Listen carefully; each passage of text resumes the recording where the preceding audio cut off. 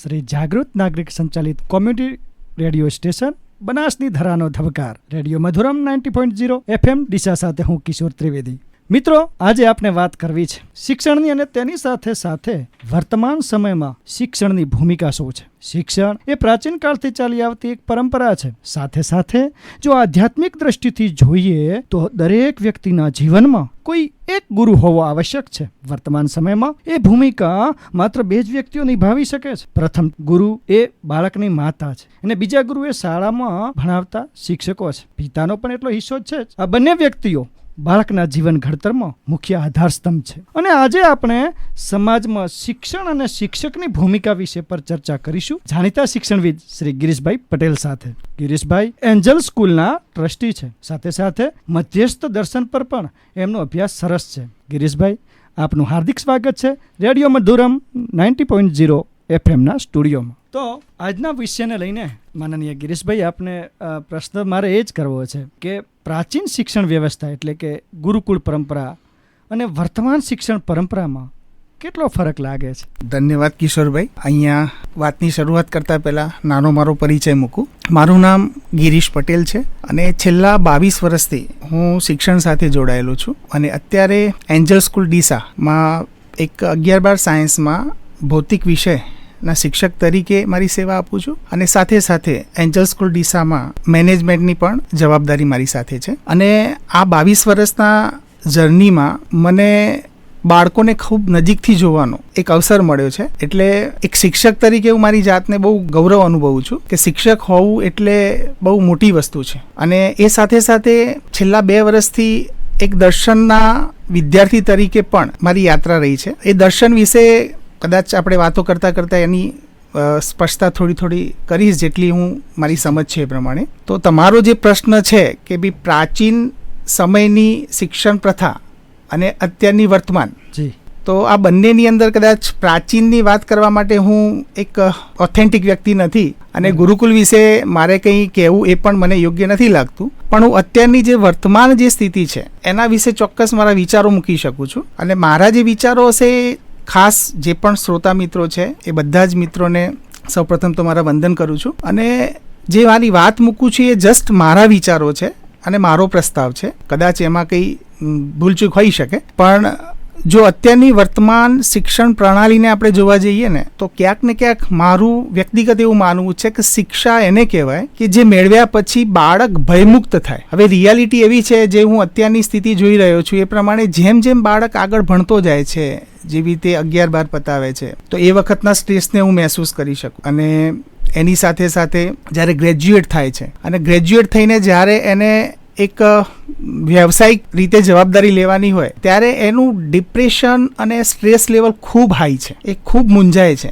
અને ઘણી બધી ઘટનાઓ સમાજમાં આપણે જોઈએ છીએ. તો એની અંદર બાળકો સતત એક પ્રેશરમાં જીવે છે એવું મારું ઓબ્ઝર્વેશન જાય છે. તો હવે એના અંદર કિશોરભાઈ એવું છે કે શિક્ષણનો જે મુખ્ય હેતુ અહીંયા મને ક્યાંક મિસિંગ લાગે છે. કારણ કે શિક્ષણ એને કહેવાય કે જે મેળવ્યા બાદ બાળકમાં ભય ગાયબ થઈ જવો જોઈએ. એટલે આ વસ્તુ મને મિસિંગ લાગે છે. અને એ આપણે જો વિચારીએ ને શિક્ષણ પદ્ધતિને, તો બાળક 6 વર્ષનું હોય અને શાળામાં આવે, 6 વર્ષ પહેલાં મા બાપ એના ગુરુ હોય અને એના પછી પણ એમની તો યાત્રા ચાલુ જ હોય મા બાપની પણ જ્યારે મા બાપને પણ હું ઓબ્ઝર્વ કરું છું તો એ પણ ક્યાંક ને ક્યાંક કોઈ ઇનસિક્યોરિટીમાં પીડાય છે. અને માટે બાળક સાથેના વ્યવહારમાં એ ફલિત થાય છે કે બાળકને સતત કોમ્પિટિશનમાં નાખવો. અને જો ક્યાંક થોડું ઘણું એના મિત્ર કરતાં માર્ક્સ ઓછા આવી જાય તો એના સાથેના જે વ્યવહારો છે જે એ બહુ મને એમ લાગે છે કે કદાચ હું એમ અતિશયોક્તિ નથી કરતો, પણ મને મારા પોઈન્ટ ઓફ વ્યૂથી એવું લાગે છે કે કોઈ પોલીસ સ્ટેશનમાં કોઈને લઈ જાય અને 3rd ડિગ્રી જે આપે એના કરતાં પણ મા બાપ દ્વારા અજાણતા બાળકનું હિત ઈચ્છવા છતાં પણ અજાણતા એના ઉપર એટલો જ અત્યાચાર થાય છે. તો મારી તો ખાસ દરેક મા બાપને વિનંતી રહેશે કે થોડું આપણે જોવાની જરૂર છે. કારણ કે અત્યારના બાળકો તર્ક સાથેના થયા છે. તો ખાસ તો અત્યારની પ્રણાલીમાં જે થોડું ઘણું મને એમ લાગે છે કે ભાઈ બાળક પાસે સ્કિલ તો આવી જાય છે, પણ સ્કિલ આવ્યા બાદ એનો વ્યવહાર પક્ષ બહુ નબળો રહે છે. અને એના કારણે ક્યાંક ને ક્યાંક ઘણું બધું સુધારાની જરૂરિયાત મને લાગે છે. એટલે 6 વર્ષથી લઈને 25 વર્ષનો આપણે માની લઈએ ગ્રેજ્યુએટ થાય ત્યાં સુધી. તો આપણી પાસે અંદાજે બાળક 20 વર્ષ તો રહે જ છે, 20-21 વર્ષ. 100%. મતલબ આપણી પાસે એનો મતલબ શૈક્ષણિક સંસ્થાઓ પાસે તો ત્યાં, અને દિવસના 5-6 કલાક મિનિમમ. તો આ વસ્તુ પર ધ્યાન લઈ જવાની જરૂર છે કે ખરેખર બાળક સાથેનો જે વ્યવહાર જે ખરો એ ખૂબ આત્મીયતાપૂર્વકનો હોવો જોઈએ. અને બાળક એ જ આપણું, આમ જોવા જઈએ તો દેશનું ભવિષ્ય પણ બાળક જ છે. 100%. અને એ જ બાળક કાલે સમાજની રચના કરશે. તો જો બાળક ભયમુક્ત થશે તો સમાજ ભયમુક્ત ચોક્કસથી થશે. 100%. બહુ સરસ વાત કરી સાહેબને. આપે તો એવું પણ કહો છો કે હું પણ અભ્યાસુ છું. આમ તો શિક્ષક એ આજીવન વિદ્યાર્થી જ છે. અને એક સરસ મજાનું આપણે સાંભળીએ છીએ કે સા વિદ્યા વિમુક્ત જે મુક્તિ અપાવે તે જ સાચી વિદ્યા. તો કદાચ આ તમારા જવાબને થોડુંક બંધ બેસે છે. સાહેબ, મારો બીજો પ્રશ્ન ગિરીશભાઈ એવો છે કે એક વર્ગ એવો છે કે જે ભૌતિક સુખ સગવડના સાધનો નથી અને એવી જગ્યાએ બાળકો અભ્યાસ કરે છે. એક વર્ગ એવો છે કે જ્યાં ભૌતિક સુખ સગવડો બહુ જ છે. તો બાળકોને લઈને શું આ બંને વચ્ચે કોઈ જ્ઞાનને લઈને કોઈ સામ્યતા જોવા મળશે ખરા? કે જેમાં એક જગ્યાએ ભૌતિક સુખ સાધનોથી ભરપૂર શાળા છે, એક જગ્યા એવી છે કે જ્યાં કોઈ પણ પ્રકારના સાધનો નથી અને જ્યાં બાળકો માત્ર વૃક્ષ નીચે બેસીને અભ્યાસ કરતા હોય. તો જ્ઞાનને લઈને બંનેમાં શું સામ્યતા કઈ લાગે છે? કે આમાં તો કિશોરભાઈ એવું છે ને કે જોવા જઈએ તો જ્ઞાનને કોઈ સગવડ સાથે કોઈ કનેક્શન કરી જ ના શકાય. કારણ કે અત્યારે જેને આપણે જ્ઞાન નામ આપીએ છીએ ને ખરેખર તો સ્કિલ પાર્ટ જ છે. ખરેખર જ્ઞાન તો તમે હમણાં વાત કરી એ પ્રમાણે જે મુક્તિ અપાવે જ્ઞાન, તો જે મિસિંગ પાર્ટ મને એવો લાગે છે કે ક્યાંક ને ક્યાંક અત્યારે ભૌતિકવાદ જે છે, મતલબ ભૌતિક દુનિયા છે, એમાં સેન્ટરમાં વસ્તુ આવી ગઈ છે. વસ્તુ એટલે કે મની ઓરિએન્ટેડ થઈ ગયું છે. તો ભણવાને પણ જનરલી જે દેખવાની દ્રષ્ટિ છે દરેક લોકોની એ ક્યાંક ને ક્યાંક જ્ઞાન કરતા એના પેકેજ સાથે વધારે જોડાઈ ગઈ છે. જોવા જઈએ તો કોઈ પણ અત્યારે કોલેજ પણ માર્કેટિંગ કરે તો જનરલી એમાં એવું લખેલું હોય કે ભાઈ અમારા સ્ટુડન્ટોમાં આટલા પેકેજ મળે છે. સાચું છે. તો એક તો વ્યાખ્યા બદલાઈ ગઈ છે અને શિક્ષણને સુવિધા સાથે કોઈ કનેક્શન નથી. કારણ કે મને ક્યાંક મેં વાંચેલું છે કે અબ્દુલ કલામ પણ બિલકુલ સુવિધા વગર ભણેલા હતા. તો સુવિધા વગર પણ ઘણા મહાન વ્યક્તિઓ થઈ ગયા છે. એટલે સુવિધાને પણ હા, જરૂરથી હું એટલું કહીશ કે એને પીરસવા વાળો જે શિક્ષક છે એનો મોટો રોલ છે એના જીવનમાં. જો શિક્ષક એને સારો મળશે તો પૂરેપૂરી સંભાવના છે કે એ વ્યક્તિ સમાજને કાલ ખૂબ ઉપયોગી થશે. કારણ કે જ્યારે હું અબ્દુલ કલામ સાહેબની વાંચતો હતો ત્યારે પણ જીવની વાંચતો હતો ત્યારે પણ એના અંદર શિક્ષકનું મહત્વ મૂકેલું છે. તો સુવિધા કરતાં વિશેષ છે કે એને પીરસવા વાળો વ્યક્તિ. કારણ કે અલ્ટિમેટ તો બાળક અધ્યયન કોનું કરે છે? કોઈ બુકનું નથી કરતો, કોઈ સુવિધાનું નથી કરતો. એ તો એને જે પીરસવા વાળો શિક્ષક છે ને એનું અધ્યયન કરે છે. જો શિક્ષક માય ક્વોલિટી હશે ને તો બાળકને શીખવાડવી નહીં પડે, એ આપોઆપ શીખી લેશે. તો એ મોટી ગેપ છે એવું મને લાગે છે. ને 100% જે તમે વાત કરો છો એ સાચી પણ છે કે શિક્ષક પહેલા તો સૌપ્રથમ એ પોતાનામાં જો ક્વોલિટી હોય તો બાળકોમાં આપોઆપ આવશે જ, એવું કહી શકાય. તો સાહેબ ગિરીશભાઈ, મને એક બીજો પ્રશ્ન એવો છે કે વર્તમાન સમયમાં પેરેન્ટ્સને પોતાના બાળકોનું પરિણામ ઊંચું આવે એવો વધુ પડતો અત્યારે આગ્રહ રાખતા હોય છે. તો એ પેરેન્ટ્સને શું સલાહ આપી શકો? કદાચ આ ઘણી વખત આવા અત્યારે આ ટ્રેન્ડ જોઈએ છીએ આપણે કે ભાઈ મારું બાળક એન્જિનિયર બને, મારું બાળક ડૉક્ટર બને, મારું બાળક IAS કે IPS અધિકારી બને. તો એની અંદર કે ભાઈ ચાલો પરિણામ ઊંચું આવવું જ જોઈએ. ક્યાંક બાળક પણ એનો ભોગે બને છે. માતા પિતા કોઈ એના ઉપર થોડા ઘણું એના પરિણામ લઈને ક્યાંક ટોર્ચર થતું એવું લાગે છે. તો આવા પેરેન્ટ્સને આપ શું સલાહ આપવા માંગો છો? જો આમ તો સલાહ યોગ્ય વસ્તુ નથી, પણ હું મારી વાત મૂકી શકું પેરેન્ટ્સ માટે. કારણ કે સલાહ આપવા માટે મને એમ નથી લાગતું કે મારાથી કોઈને સલાહ આપી શકાય. પરંતુ વાત ચોક્કસથી મૂકીશ કે જે અત્યારે સપોઝ એક આપણે કલ્પના કરીએ, એક એક્ઝામ્પલ લઈએ કે અત્યારે સ્થિતિ શું થઈ રહી છે, એજ્યુકેશનની સ્થિતિ શું થઈ રહી છે. તો એજ્યુકેશનમાં જે વારંવાર મારા ઓબ્ઝર્વેશનમાં જાય છે એવું છે કે કોમ્પિટિશને ભાગ લઈ લીધો છે. જ્યાં કમ્પેનિયન બનવાનું છે, જ્યાં એકબીજાના સાથી બનવાનું છે, ત્યાં ક્યાંક ને ક્યાંક એની જગ્યા લઈ લીધી છે કોમ્પિટિટર. મતલબ મને મારો મિત્ર પણ મારો કોમ્પિટિટર લાગે છે, મારો હરીફ લાગે છે. હવે જ્યાં હરીફાઈ થતી હોય ને ત્યાં કોઈનો સગો ના હોય. ત્યાં સંબંધ સેકન્ડ નંબરે આવી જાય અને નંબર પહેલા નંબરે આવી જાય. મતલબ પ્રાયોરિટી નંબરની આવશે. એટલે અત્યારે ડગલે પગલે કોઈ પણ સમાજમાં કોઈ પણ જગ્યાએ જોઈએ ને તો દરેક જગ્યાએ કોમ્પિટિટિવ એક્ઝામ છે, ક્લાસમાં પણ જે સારા નંબર લાવે એમને વધારે પ્રમોટ કરવામાં આવે છે. એટલે બાળકને પણ ક્યાંક ને ક્યાંક મનમાં કોમ્પિટિશન ઊભી થાય. એટલે એ જે એનો મિત્ર છે, એનો સાથી સહપાઠી છે ને, એને જોવાની એની દ્રષ્ટિ જ ઈર્ષ્યાવાળી થઈ જાય છે, જેલસ થઈ જાય છે, અને એના કારણે એ એક સારા વ્યવહારિક મતલબ સંબંધ નથી ઓળખી શકતો અને એનું વ્યવહારિક પાસું કાચું રહી જાય છે. સપોઝ આપણે એક એક્ઝામ્પલ તરીકે લઈએ કે આપણે અંબાજી ચાલતા જવું છે, માં અંબાના દર્શન કરવા છે, અને આપણે હજારો લોકો એ પગપાળા યાત્રા કરી રહ્યા છીએ, અને આપણે બધાને એશ્યોરન્સ છે, આપણે બધાને ખબર જ છે કે માં અંબાના દર્શન થઈ જશે. અને ત્યારે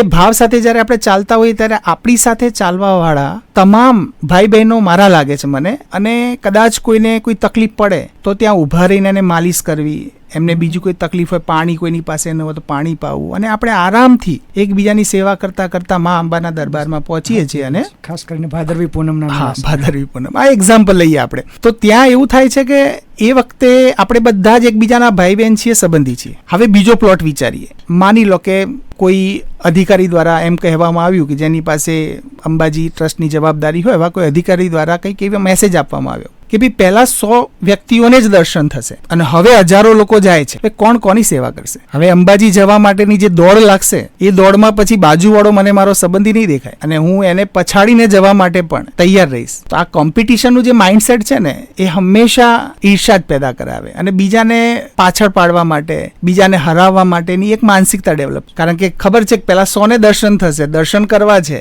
તો બાકીના 900 લોકોને કેવી રીતે મારે આંટીને આગળ જવું, આ માનસિકતા બને છે. તો આ બધી વસ્તુઓ પર જો ધ્યાન જાય તો ખબર પડે કે યાર ખરેખર એવું કાંઈ નથી. દરેક વ્યક્તિને પૂરેપૂરો અવકાશ મળવાનો જ છે. દરેકને જોબ માટે બી અત્યારે જુઓ કે આટલી વેકેન્સી છે, આ છે, એના માટે કેટલાય લોકો લાઈનમાં લાગ્યા છે. કારણ કે માણસને ક્યાંક ને ક્યાંક પોતાના ઉપર ભરોસો ક્યાંક નથી બેસતો. એને એમ થાય હું શું કરીશ, નોકરી નહીં કરી શકી તો શું કરીશ? ઘણા રસ્તા છે, ઘણા રસ્તા છે, અને કરી શકે જો એને સાચું શિક્ષણ અને પોતે માનવ તરીકે પોતાની જાતને ઓળખી શકશે તો મને નથી લાગતું કે એના માટેના સ્કોપ ઓછા છે. તો આ સેન્સથી એમ કહીશ કે ભાઈ બાળકને કોમ્પિટિટર ના બનાવવો જોઈએ. બાળકને હંમેશા પ્રેમપૂર્વક રહી શકે એના મિત્રો સાથે, પરિવાર સાથે, તો એની સમજ એને આપવી જરૂરી છે. તો સંબંધની પ્રાયોરિટી પહેલાં આપવી પડશે. નહીં તો સંબંધોના કારણે જે પીડા અત્યારે સમાજમાં દેખાય છે ને, એ સંબંધોના કારણની પીડા ખૂબ વધારે છે. જેવી રીતે બાળક મોટું થાય, નોકરીએ જાય અને ત્યારે મા બાપને ઘરડા ઘરમાં મૂકે છે, ત્યારે ચોક્કસથી આ પ્રશ્ન તો થાય જ છે કે યાર મેં એના માટે ઘણું બધું કર્યું તો કેમ એને મારી સાથે આવો વ્યવહાર કર્યો? પણ ક્યાંક જાણતા અજાણતા એ થઈ જાય છે. હમણાં 3-4 દિવસ પહેલાંની એક ઘટના તમારી સાથે શેર કરું કે એક પેરેન્ટ્સના બાળકનું રિઝલ્ટ ઓછું આવ્યું અને પેરેન્ટ્સ ખૂબ એગ્રેસિવ હતા, એમ કે ભાઈ આ શું થઈ રહ્યું છે અને આ કેમ ને એ આખો દિવસ વિડીયો ગેમ રમે છે. હવે પેરેન્ટ્સની અંદર સ્પષ્ટ દેખાતું હતું કે એ એટલું બધું બાળક બી બિલકુલ બોલી નતું શકતું. હવે બાળક વ્યક્ત કોના આગળ થશે? જો મા બાપ આગળ નહીં થાય તો કોની આગળ વ્યક્ત? અને જે પ્રેમની અને જે લાગણીની અપેક્ષાને પરિવારમાં રાખી છે એ પરિવારમાંથી નથી મળતી, ત્યારે પછી એ ચોક્કસથી એ લાગણીની અપેક્ષા બહાર રાખશે અને ત્યારે સમાજમાં અયોગ્ય ઘટનાઓ ઘટે છે. જેવી રીતે કોઈ દીકરી છે, એને પ્રેમ હૂંફ નથી મળતો પરિવારમાં, તો પછી એક સમય આવે છે કે જ્યારે સમજદાર મતલબ કે કોલેજને કમ્પ્લીટ કરે છે ત્યારે એ કદાચ બીજા કોઈની સાથેના એવા સંબંધોમાં જોડાઈ જાય કે જેને એને ભૂખ છે, બાળપણથી મળ્યું નથી. તો સમાજમાં આવી ઘણી બધી ઘટનાઓ જો પારિવારિક લેવલે આપણે વિચારવા જઈએ તો સોલ્વ કરી શકાય એવું છે, એવું મને દેખાય છે. 100%. ટૂંકમાં કહીએ તો બાળકને હૂંફની વધારે જરૂર છે. પછી ઘરના વાતાવરણમાં, શાળામાં, દરેક જગ્યાએ બાળક હૂંફની અપેક્ષા રાખે છે તો ભવિષ્યમાં એનામાં લાગણી, આત્મીયતા આ બધું જ આવશે. કારણ કે માણસ તો એના વગર કેવી રીતે માણસ કહેવાય? ચોક્કસ. ભાવ વગરનો, ભાવ ખાલી વગરનો માણસ તો માણસ જ ના કહેવાય ને. માણસની બ્યુટી શું છે કે ભાવથી વ્યક્ત થાય. ચોક્કસ. અને એનો અભાવ દેખાશે બાળકમાં તો એ બહાર જતા પણ, કારણ કે એને જ્યારે બી કામ કરવાનું છે ત્યારે માણસો સાથે જ કામ કરવાનું થશે. બરાબર. અને ત્યારે એનામાં ભાવની અભિવ્યક્તિ નહીં કરી શકતો હોય તો મને નથી લાગતું કે સર્વાઈવ કરી શકે એમ સમાજમાં. સરસ. અને એ પણ જે છે એમાં ભય જ પેદા કરશે. એ જ્યાં જશે ત્યાં એ અભયતા નહીં પેદા કરી શકે. ટૂંકમાં ભય તો સાથે સાથે જ આવશે. જો આપણે ઊંઘ નહીં આપીએ તો ને જરૂર તો ભય મુક્ત કરાવવાનો છે આપણે. જરૂરથી. બહુ સરસ વાત કરી ગિરીશભાઈ. મને એક બીજો પ્રશ્ન એવો છે કે ઘણી વખત એવું થાય કે ધન સંપત્તિ, મિલકત, ઊંચી નોકરી, એના માટે તો શિક્ષણ લેવું જ જોઈએ. મોટાભાગના લોકો પોતાના બાળકને આ માટે જ જાણે કે અભ્યાસ કરાવતા હોય ને એવું લાગે છે. તો એમાં આપનું શું માનવું છે કે આના માટે જ શિક્ષણ લેવું જરૂરી છે? ઘણી વખત આ ખેતીને લઈને પણ જુઓ ને, ખેડૂત એવું વિચારે છે કે મારો દીકરો ખેતી ન કરતો હોવો જોઈએ, કંઈક ઓફિસર હોવો જોઈએ. તો બસ આના માટે જ શિક્ષણ લેવાય. આપના મતે શું માનવું છે? ભવિષ્યમાં તો આમ જો ખેતી કરતા દરેક લોકો આમ વિચારશે તો ખેતી તો થશે જ નહીં, તો એ પણ સંકટ તો છે જ. સાચી વાત છે. આમાં કિશોરભાઈ તમારું ઓબ્ઝર્વેશન બરાબર છે, સટીક જ છે કે અત્યારે જોવા જઈએ ને તો સમાજમાં જ્યારે બાળકને સ્કૂલમાં મૂકીએ છીએ ત્યારે માઇન્ડસેટ તો એ જ છે કે મારું બાળક આગળ જઈને કોઈ ઊંચા પદ ઉપર જાય, ખૂબ સારા પૈસા કમાય. કારણ કે હું ઘણીવાર ક્લાસમાં બી જઈને બાળકને પૂછું ને, દાખલાથી એક દીકરી સાથે મારે સંવાદ થયો હતો અને 8માની દીકરી હતી. મેં ક્લાસમાં પૂછ્યું કે મેં કીધું બેટા કેમ ભણીએ છીએ આપણે? તો એને એમ કહ્યું કે સર ઇન્ડિપેન્ડન્ટ થવા માટે. મેં કીધું ઇન્ડિપેન્ડન્ટ થવું એટલે શું એમ? એટલે કે બસ આપણે આપણી જિંદગીમાં કોઈને કંઈ માગવું ના પડે, આપણે કોઈને આગળ હાથ ના ફેલાવવો પડે અને આપણે મતલબ આઝાદ થઈ જઈએ એમ. હવે એ બરાબર છે દીકરીના, કારણ કે એક્ઝેક્ટલી મને એવું લાગે છે કે ક્યાંથી પીરસવામાં આવ્યું હશે. કારણ કે ક્યાંક ને ક્યાંક દીકરીએ માને, એની જે દીકરીની માં હશે એને ક્યાંક ને ક્યાંક પરિવારમાં ઘણું બધું સહન કર્યું હશે. એટલે માને ચોક્કસથી વિચાર તો આવ્યો હશે કે યાર મેં તો ભલે સહન કર્યું પણ મારી દીકરી સહન ના કરે. હવે સમસ્યા એવી ઊભી થાય છે કે દીકરીઓ જ્યારે ભણે છે ત્યારે મેરેજ કરવાની ના પાડે છે, અને માની લો કે મેરેજ કરી બી દીધા તો એના પછીની સ્થિતિ એવી છે કે નિભાવી નથી શકતી, અને 1-2 વર્ષમાં ડાયવોર્સ રેશિયો વધી ગયો છે. તો આ સમાજમાં ખરેખર જે કહેવાય ને કે ભાઈ જીવન શાના માટે, તો આપણે એને વ્યાખ્યાયિત નથી કરી શક્યા. કારણ કે એને બી ક્યાંક ને ક્યાંક દરેક બાળક એના મા બાપના સંબંધો જોવે જ છે. એ સંબંધોમાં એ જોવે છે કે કેટલી કડવાશ છે. તો પછી હું મોટો થઈને કેમ કોઈની ગુલામી કરું?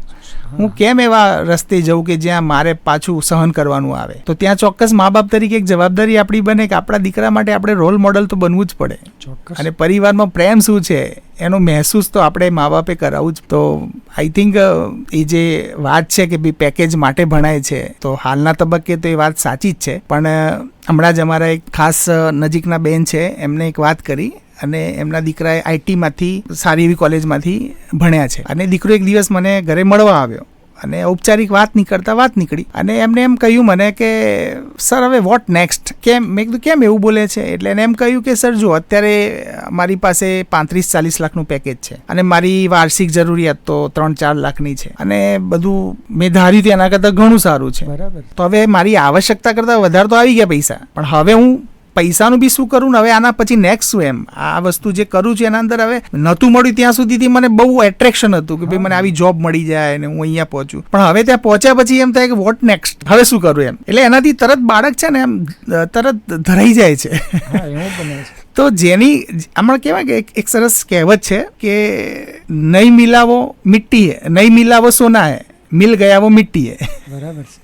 મતલબ જ્યાં સુધીથી મેં કલ્પના કરી, અને આવું તો એક સ્ટેટમેન્ટ છે ને, આપણે એક સરસ જીવન વિદ્યાનું શિબિર હતી અને એમાં એક આઈએએસ મિત્ર દ્વારા વાત મૂકવામાં આવી હતી કે મને હું આઈએએસ કેવી રીતે બન્યો, તો કે મને આ દિવસો મળે ને એમાં મારું ધ્યાન ગયું કે મને આઈએએસ બનવાનું મન ક્યારે થયું. તો જ્યારે હું 6th સ્ટાન્ડર્ડમાં હતો ત્યારે મારી સ્કૂલમાં એક કલેક્ટર આવે છે અને એમની સાથે ઘણી બધી ગાડીઓ આવે છે, 3-4 ગાડીઓ આવે છે, સાથે આજુબાજુ બધા એમના ગાર્ડ્સ હોય છે, અને મારા પ્રિન્સિપલ્સ ને બધા એને માન સન્માન આપે છે. એટલે પછી મેં પૂછ્યું ટીચરને કે આ કોણ છે? એમને કહ્યું કે આને આપણા જિલ્લાનો વડો કહેવાય, કલેક્ટર કહેવાય. તો એ દિવસે મારા મનમાં એમ થયું કે યાર મારે તો કલેક્ટર બનવું છે. તો પ્રભાવિત, હા, અને એને બરાબર છે નિર્ણય બી લીધો, ઇટ્સ ઓકે. પણ પછી એ યાત્રામાં લાગી ગયા, અને એ યાત્રામાં પછી એમને એક એટેમ્પ કર્યો, એ વખતે પાછું રિઝલ્ટ ના આવ્યું, તો બીજા એટેમ્પમાં પોતે આઈએએસ બી બની ગયા. પણ આઈએએસ બન્યા પછી એક સરસ મજાની વાત મૂકે છે. એ એમ કે છે કે મેં જેટલી કલ્પના કરી હતી ને કે જે મને આઈએએસ બન્યા પછી જે માન સન્માન મળશે, જે કલ્પના કરી હતી ને, એ અહીંયા જગ્યા પર પહોંચ્યા પછી મને એમ લાગે છે કે જે મેં ધાર્યું હતું એ તો નથી જ. તો આ બધી વાસ્તવિકતાઓ ક્યાંક ને ક્યાંક જોવી જરૂરી છે. એટલે પૈસો જરૂરી છે, આપણે પૈસાને નકારતા નથી, પણ પૈસો જ બધી વસ્તુ લાવી દેશે તો પૈસો સંબંધ નહીં લાવી શકે. પૈસાનું કહેવાય ને કે મહિમા મંડન થયું છે, મતલબ સુવિધાઓનું એટલું બધું મહિમા મંડન થયું છે કે એકવાર મારો ભાઈ નહીં હોય તો ચાલશે, અને મારી પાસે પૈસા હશે તો બધું સેટ કરી લઈશ, મતલબ પૈસા હશે તો સંબંધો બી છે. આવી આપણે ક્યાંક ને ક્યાંક જાણતા અજાણતા વ્યાખ્યાઓ બનાવી છે, અને એ જે વ્યાખ્યાઓના કારણે માણસ પીડામાં છે એવું મારું ધ્યાન જાય છે. તો આઈ થિંક હું કદાચ મારી રીતે યોગ્ય વાત મૂકી શક્યો છું.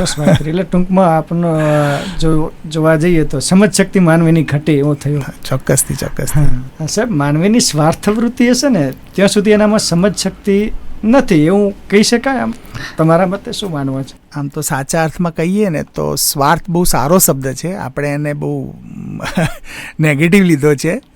સ્વાર્થને જે હું સમજુ છું એ પ્રમાણે એવું છે કે સ્વના અર્થને જાણે, મતલબ વ્યાખ્યા અલગ જો કરવામાં આવે તો પણ અત્યારે સ્વાર્થની વ્યાખ્યા એવી છે કે હું મારું જ કરું, બીજા બધાનું ના કરું, મતલબ મારું જ ભલું થાય. એ પોસિબલ નથી, કારણ કે માનવ જાતિ એક છે અને એને આપણે ખંડિત કરીને નહીં જોઈ શકે. અને જ્યારે એને ખંડમાં વિભાજિત કરશું ને તો માણસ સુખી નહીં થઈ શકે, કારણ કે અલ્ટિમેટ અસ્તિત્વની ડિઝાઇનમાં માનવ જાતિ એક છે. જ્યાં સુધીથી અસ્તિત્વની ડિઝાઇન સમજમાં નહીં આવે ત્યાં સુધીથી તો અઘરું કામ છે સુખી થવું. તો જે તમે સ્વાર્થની વાત કરી, તો સ્વાર્થ અલ્ટિમેટ સ્વના અર્થને જાણવું. સ્વ એટલે હું માનવ, તો માનવ અલ્ટિમેટ શું છે? રિયલમાં અસ્તિત્વમાં જોવા જઈએ ને તો માનવ માટે એક આપણે માનવનો એક નિયમ છે, એક પ્રસ્તાવ મૂકી શકીએ કે દુનિયાનો દરેક માનવ ફક્ત ને ફક્ત સુખની ચાહના સાથે જ છે, અને ચેક કરી શકાય.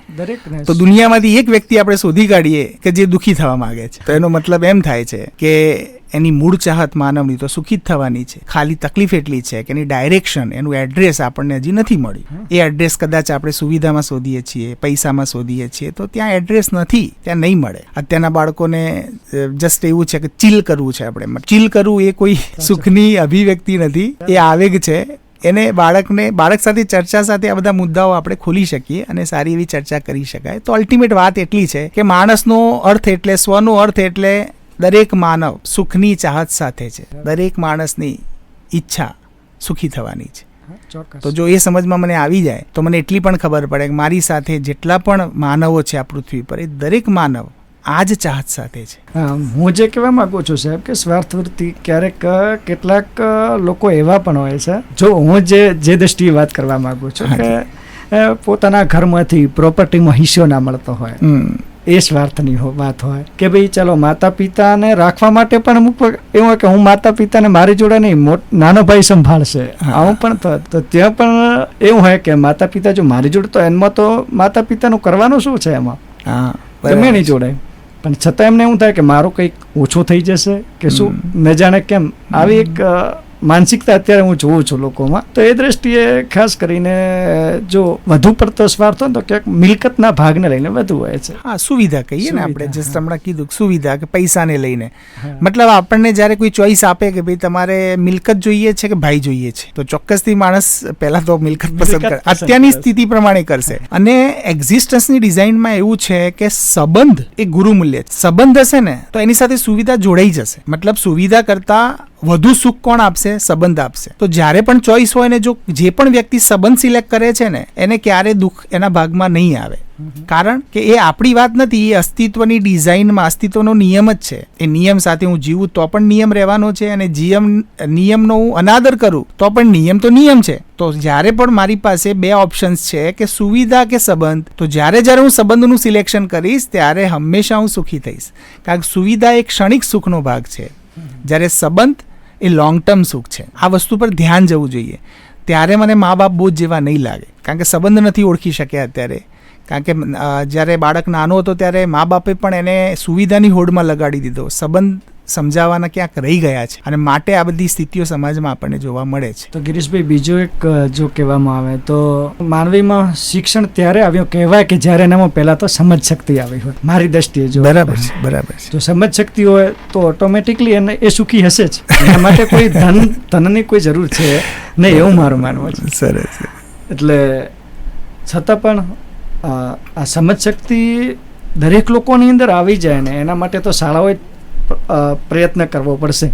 એના માટે પણ શિક્ષકો, કારણ કે આવા તમામ પ્રકારના સ્વાર્થવૃત્તિ બાળક શીખે છે ક્યાં? આપણે તો અહીં શાળાઓમાંથી તો કંઈ બાળકને એવું નથી કહેતા કે ભાઈ ચાલો બેટા પેન્સિલ પેલાને નહીં આપવાની કે પેલાને નાસ્તો નહીં આપવાનો. આવું તો એવું શાળામાંથી શીખવામાં તો કંઈ આવતો નથી. પણ છતાં પણ આપણે એક શિક્ષક તરીકે જે આજના ચર્ચાને લઈને છો, તો તમામ બાળકો સુધી પણ સમજદારી આવે ને આ મેસેજ એ છેક સુધી, ટૂંકમાં એ જીવે ત્યાં સુધી, આજીવન સુધી જો એ નિભાવી રાખે તો ચોક્કસ સુખી થઈ શકે છે. તો એના માટે આપણે દરેક ક્ષેત્રે, આપણે તો માત્ર કોઈ આપણા પરિવાર પૂરતું નથી, આખો વિશાળ વિશ્વ બંધુત્વની ભાવના સાથે ભારત તો આપણે નિયમને લઈને ફરીએ છીએ. સરસ મજાનું છે કે વિશ્વ બંધુત્વની ભાવના કહેવાય. આપણે ભારતીય સંસ્કૃતિમાં એ જોવા પણ મળે છે. પણ ટૂંકમાં હાલ જે વાત કરીએ ફરીથી દોહરાવું એટલા માટે કે એ સમજ શક્તિ દરેક વ્યક્તિમાં ક્યારે આવશે કે ચાલો મારો મિલકત પ્રોપર્ટી આ બધું સુખ નથી, મારે સમજ શક્તિ જોઈએ છે. સમજ શક્તિ જો આવી ગઈ ને તો એ આજીવન સુખી છે, નિરંતર સુખી છે. ઘણી વખત એક ક્ષણિક સુખ અને નિરંતર સુખ, એ પણ મેં શબ્દ સાંભળ્યો છે. તો એને લઈને પણ આપ થોડુંક જો ચોક્કસથી કદાચ તમે જે વાત કરી આમાં સમજ શક્તિ છે ને, બહુ સમજવા જેવો મુદ્દો છે. હવે સમજ શક્તિ કેવી કોને? કારણ કે દરેક માનવ પોતાને સમજદાર માને છે અને એ બાય ડિફોલ્ટ છે, તમે જોજો. અને જ્યારે બે સમજો ટકરાય છે ત્યારે જ ઝઘડો થાય છે. તો રિયલમાં હું જે માનું છું એ સમજ કે તમે કિશોરભાઈ માને છે એ સમજ, તો જો બંનેની સમજ અસ્તિત્વ પ્રમાણે હશે તો બેના વચ્ચે ઝઘડો નહીં થાય. પણ આપણે જેને સમજ કહીએ છીએ, એટલે સમજ શક્તિ જે શબ્દ બોલીએ છીએ ને, એમાં ક્યાંક ને ક્યાંક મને એમ લાગે છે કે સમજને બહુ ડેપ્થમાં સમજવી જરૂરી છે. કે સમજમાં એક સિમ્પલ એક એક્ઝામ્પલ મૂકી શકું અત્યારે, કારણ કે વધારે તો હું ના કહી શકું, પણ એટલું કહીશ કે ચોક્કસથી સમજ એટલે આપણે એટલું કહી શકીએ કે માનવ સુખની ચાહના સાથે છે. આ વસ્તુ જ્યારે મને સમજમાં આવશે અને એના અનુરૂપ મારો વ્યવહાર થશે તો પણ આપણને ઝલક તો મળશે જ કે સમજ કોને કહેવાય.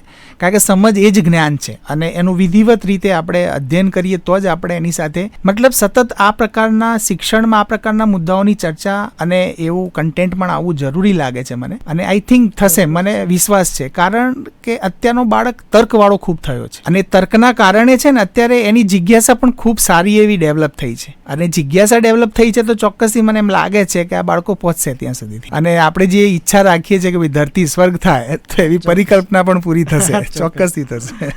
બીજો ગિરીશભાઈ એક પ્રશ્ન એવો છે કે આજકાલ બાળકના પ્રથમ ગુરુની જગ્યા મોબાઈલે લઈ લીધી છે. આ બાબતને આપ કેવી રીતે જોવો છો? આ બાબત બાળકોના ભવિષ્ય માટે કેવી સાબિત થઈ શકે છે? ચોક્કસથી મોબાઈલ ના આ એક બહુ સેન્સિટિવ મુદ્દો છે. જન્મથી લઈને જ માતા પિતા પકડાવી દે છે, ઘોડિયામાં જ પકડાવી દે છે. ના બહુ સેન્સિટિવ મુદ્દો છે. અને હમણાં જ આપણે એક પેરેન્ટ્સ મિટિંગ હતી, એમાં મુદ્દાની ચર્ચા થઈ હતી. એમાં એક ઘટના કહું તમને કે એક બાળક 11 સાયન્સમાં હતો અને આમ તો 11 સાયન્સમાં કોઈ મા બાપ આપે નહીં મોબાઈલ અને એને બી નહોતો મળ્યો. પરંતુ જાણતા બાળક સિન્સિયર હતો, 90% વિદ્યાર્થી હતો. પણ એને જ્યારે એની મમ્મી આખો દિવસ, મમ્મી જનરલી ઓછો મોબાઈલ યુઝ કરતા હોય કારણ ઘર કામમાં વ્યસ્ત હોય, એટલે જ્યારે સ્કૂલમાંથી આવે એટલે મોબાઈલ છાનો માનો લઈ લે અને એના અંદર એક ગેમ રમવાની એને શરૂ કરી. 5-6 મહિના પછી એટલો એડિક્ટેડ થઈ ગયો. મતલબ એ ગેમ વગર એને ચાલે નહીં. એટલે સ્કૂલમાંથી જેવો આવે તરત એ ચાન્સ શોધતો હોય કે મમ્મી ક્યાંક આગી પાછી થાય અને હું મોબાઈલ લઈ લઉં. અને એવું થયું કે એક વખત એની મમ્મીને એના પપ્પાને કોઈ પ્રસંગ સાથે બહાર જવાનું થયું પ્રસંગના કારણે, અને ઘરમાં કોઈ નહોતું. હવે મોબાઈલ મમ્મી લઈને ગઈ. હવે એ દિવસે સ્કૂલમાંથી આવ્યો ને મોબાઈલ મળ્યો નહીં. હવે મોબાઈલ ના મળ્યો એટલે એની જે એડિક્શન હતું એના કારણે એને એટલું બધું પોતાનો પર કંટ્રોલ ના રહ્યો અને એને આખા ઘરમાં જે પણ વસ્તુ હતી બધી તોડફોડ કરી નાખી. એને એટલો બધો આવેગ આવી અને એને બધી વસ્તુની તોડફોડ કરી નાખી. પછી થોડી વાર પછી એનું ધ્યાન ગયું કે આ મેં શું કર્યું, હમણાં મમ્મી પપ્પાને ખબર પડશે તો મને ઘરની બહાર કાઢી મૂકશે, મને વળશે. એટલે તરત પછી એને એ સ્કૂલમાં ગયો. પ્રિન્સિપાલને એમ કીધું કે મને LC આપી દો ડાયરેક્ટ. હવે તો મોટા થઈ ગયા ને, 11માં આવી ગયા એટલે. અને પછી પ્રિન્સિપાલને થોડું એવું લાગ્યું કે નહીં આમાં કંઈક થોડું લાગે, કારણ કે જનરલી LC માગે એટલે આપણે એઝ અ પ્રિન્સિપાલ તરીકે આપણે એમ કહીએ કે ભાઈ પેરેન્ટ્સને જાણ કરીએ. એમણે પેરેન્ટ્સને જાણ કરી તો પેરેન્ટ્સને તરત કીધું કે ભાઈ સાહેબ આપતા નહીં અને અહીંયા આવી ઘટના ઘટી છે. તો મોબાઈલ છે ને અલ્ટિમેટ ક્યાંક ને ક્યાંક આપણે બાળકને દોષી ન માની શકીએ, કારણ કે એક જે સમાજની અંદર જ્યાં અત્યારે મા બાપ બી ઘરે આપણે બેઠા હોય ને ત્યારે મોબાઈલમાં નાની વસ્તુ હોય ને એના કલાકો સુધીથી આપણે સ્ક્રોલ કરીએ છીએ અને એ બાળક જોતું હોય છે. તો ક્યાંક ને ક્યાંક આપણને જ્યારે મેં જોયું છે મારા જીવનમાં, પર્સનલ જીવનમાં બી જોયું છે, જેમ સંબંધ સમજમાં આવે છે ને એમ મોબાઈલ મને આપણને નથી લાગતો એમ. કારણ કે મને પોતાને પહેલા સિરીઝો જોવાનો બહુ શોખ હતો. આ છેલ્લા 1 વર્ષમાં તો મને ખ્યાલ નથી કે મેં કોઈ સિરીઝ જોઈ હોય અલ્ટિમેટ રિયલ એમ. બાકી વાસ્તવિકતા જોવા જઈએ તો જ્યારે પણ આપણે નવરા પડીએ ત્યારે ખ્યાલ નહીં કે સિરીઝમાં શું શોધતા હતા, પણ જેમ ધ્યાન જાય છે કે યાર જીવન તો સંબંધોમાં છે, જીવન તો આપણે જે પરિવાર છે, આપણા બાળક સાથે છે, આપણી પત્ની સાથે છે, આપણા પરિવાર સાથે છે, અને ત્યારે પછી કલાકો બેસીને જે વાતો કરીએ છીએ તો એનું જે સુખ છે એ મોબાઈલ નહીં આપી શકે. તો એક એક્ઝામ્પલ તરીકે લઈએ કે માની લો કે આપણે 2 મિત્રો હોઈએ અને મોબાઈલ બંને પાસે છે અને સારામાં સારો મોબાઈલ છે અને આપણે 2 મિત્રો તરીકે ભેગા થયા કોઈ જગ્યાએ અને આપણે બંને વાતે લાગી ગયા. આપણને કારણ મિત્રો છીએ એટલે કોઈ ગમતો વિષય હોય ને વાતે લાગી ગયા તો તમારું ધ્યાન જશે કે આપણે 4-5 કલાક સુધી વાતો કરીને ત્યાં સુધી મોબાઈલ યાદ જ નથી આવે. હા 100%.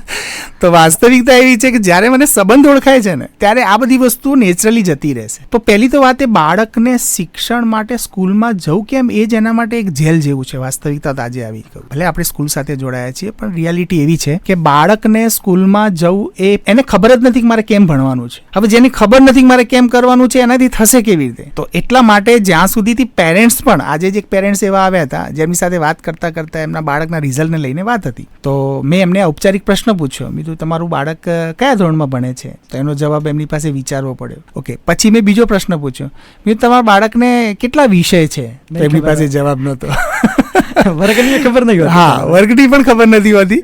તો મતલબ આપણે એવા તો કેવા બિઝી થઈ ગયા છે કે મારું બાળક શું કરે છે એના પર ધ્યાન બી નથી આપણું. ઇવન કમસે કમ એ કયા વિષય ભણે છે એ બી આપણને ખબર હોવી જોઈએ. ચલો, કયા ક્લાસમાં છે એ ખબર હોવી જોઈએ, એના મિત્ર કોણ છે આપણને ખબર હોવી જોઈએ. મતલબ એના ઉપર આપણું ધ્યાન જ નથી રિયલમાં જે ઓરિજિનલ મા બાપ કહીએ એમાં ક્યાંક હજી ઘણી બધી ગેપ છે અને એના પર ધ્યાન નહીં જાય ને ત્યાં સુધી નહીં થાય. એટલે ધ્યાન લાવવાની જરૂર છે. એટલે માતા પિતાએ પણ ગંભીર હા, મોબાઈલ તો છૂટી જશે. તમે મોબાઈલ તો છે ને જ્યારે સંબંધો ક્લિયર થશે ને ત્યારે મોબાઈલ કોઈ મોટી વસ્તુ નથી.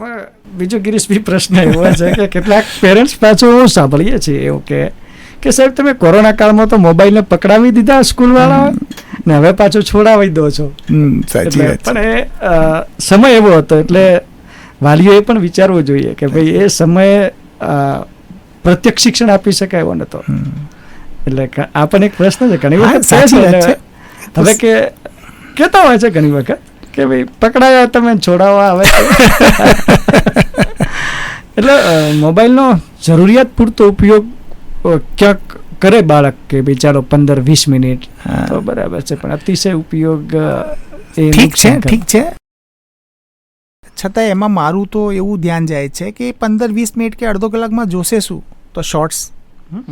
ઓકે, શોર્ટ્સ પણ ક્યાંક ને ક્યાંક કંઈક ને કંઈક શીખવાડીને જતા રહે છે. મતલબ શોર્ટ્સમાં આપણે જોઈએ ને તો ક્યાંક ને ક્યાંક કોઈ એવી ગેમો આવે છે અથવા કોઈ એવા પતિ પત્નીના સંબંધોને લઈને ક્રિટિસિઝમ આવે છે. ક્યાંક એવી વસ્તુઓ જે આવે છે ને જે કારણ કે એ બાળક જોવે તો છે તો ક્યાંક ને ક્યાંક લર્નિંગ બી થાય છે એનું. અને એ લર્નિંગના કારણે પછી ઘણી વખત બાળક ઇમોશનલ થઈ જાય ને અમુક લર્નિંગમાં, તો પછી ભલે મૂકી દે અડધો કલાકમાં મોબાઈલ, પણ એના મગજમાં તો એ મોબાઈલ ચાલતો જ હોય છે. તો રિયલમાં એ કન્ટેન્ટ નથી એ જોવા લાયક. સોશિયલ મીડિયા પર અત્યારે એવું કન્ટેન્ટ છે કે જે ખરેખર યુઝફુલ નથી એવું વધારે છે. તો આઈ થિંક ઠીક છે, બાળક પાસેથી છીનવવો ના જોઈએ, મારું તો કહેવું એમ છે, પણ એની સાથે સંવાદ થવો જોઈએ બાળક સાથે. બેટા મોબાઈલ કયા પર્પઝથી લેવો છે, શા માટે લેવો છે, સંવાદ થવો જોઈએ. અને એની જરૂરિયાત લાગે તો ચોક્કસથી આપવો બી જોઈએ. હું એનો કોઈ વિરોધ બી નથી કરતો, કારણ કે જે સમય ટેકનોલોજીનો છે એ પ્રમાણે બાળકને અલગ બી ના રાખી શકાય.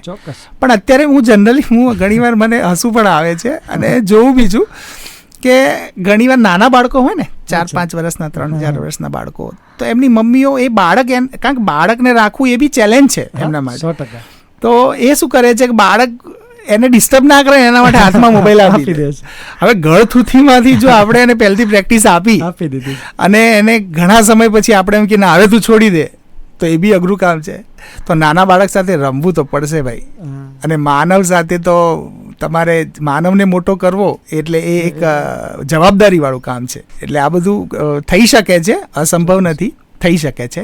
પણ છતાં પણ સમાજનો જે પ્રભાવ છે, સરાઉન્ડિંગ જે પ્રભાવ છે એ બધું તો રહેવાનો. પણ મેં જોયું છે કે જે બાળકો શિક્ષણને અથવા જે એક્ટિવિટી કરે છે, માની લો કોઈ સ્પોર્ટ્સમાં છે અથવા કોઈને ભણવું વધારે ગમે છે, મતલબ લર્નિંગ કરવું ગમે છે, તો એવા ટાઈમે એમનાથી મોબાઈલ હંમેશા મર્યાદિત જ યુઝ થાય છે. પણ જેને દિશા નક્કી નથી ને એવા બાળકો એનો વધારે યુઝ કરે છે, એવું મારું ધ્યાન જાય છે. બાકી મેં જોયું છે કે મોબાઈલનો ઉપયોગ કરીને ઘણા બાળકો સક્સેસ બી ગયા છે. પછી ઘણા લોકો સ્પોર્ટ્સમાં હોય તો એમને બી મોબાઈલ સાથે ટાઈમ સ્પેન્ડ કરવો ગમતો નથી હોતો. એમ ટૂંકમાં પ્રવૃત્તિશીલ રહે છે તો એને મોબાઈલની મતલબ એને વાય ક્લિયર છે. એ જે એક્ટિવિટી કરે છે ને એ કેમ કરવી છે તો એની સાથેની એની ક્લેરિટી છે. જેવી એની સાથે ક્લેરિટી છે તો એના સિવાયની વસ્તુ ઓટોમેટિક ગૌણ થઈ જાય છે અને એના ઉપર એનું ધ્યાન ઓછું થાય છે. તમારી જે વાતો આજે સરસ મજાની વાતચીત થઈ તમારી સાથે, તો એમાંથી એક તો સરસ મજાની વાત એ જાણવા મળી કે માનવીએ ધન કમાવા કરતા માનવ કમાય તો એ બહુ સરસ બાબત છે. ખૂબ સરસ વાત કરી તમે. માનવ કી કમાઈ માનવ સે કમ में નહીં. મતલબ માણસ છે ને ઘણી બિલ્ડિંગો કમાઈ શકે, સંપત્તિ કમાઈ શકે, પણ એક માણસ એક પતિ પત્નીના સંબંધમાં પતિ પત્ની નથી કમાઈ શકતો અને પત્ની પતિ નથી કમાઈ શકતો. બહુ દુઃખદ બાબત છે. બહુ. અને એની પીડા તો એના અંદર રહે જ છે. ચોક્કસ. એટલે ટૂંકમાં સમાજે કે શૈક્ષણિક સંસ્થાઓએ પહેલાં તો એ તો શીખવવું જોઈએ કે આપણે હંમેશા દરેક સાથે પ્રેમ ભાવપૂર્વક રહીએ માતા પિતા હોય કે ટૂંકમાં એનીવન હોય એની સાથે બહુ પ્રેમપૂર્વકનું વાતાવરણ, હૂંફવાળું વાતાવરણ પૂરું પાડીશું તો ચોક્કસ આ દેશ માટે એક સરસ મજાનો નવો સૂરજ ઉગે એવું લાગશે. ચોક્કસ. એવું મને લાગે છે. આપની સાથે આજે આ મુદ્દાને લઈને જે ચર્ચાઓ કરવામાં આવી છે ખૂબ જ આનંદ થયો છે ને ફરી પણ આપણે આવી રીતે મળતા રહીશું કોઈ વિષય સાથે, કોઈ નવો મુદ્દો લઈને. ધન્યવાદ. અહીંયા આગળ આપણે કાર્યક્રમ. ધન્યવાદ કિશોરભાઈ. અને અહીંયા મને આમંત્રણ આપીએ માટે મનોજભાઈનો પણ હું આભાર માનીશ. અને બધાને નમસ્કાર ને ધન્યવાદ. ચોક્કસ.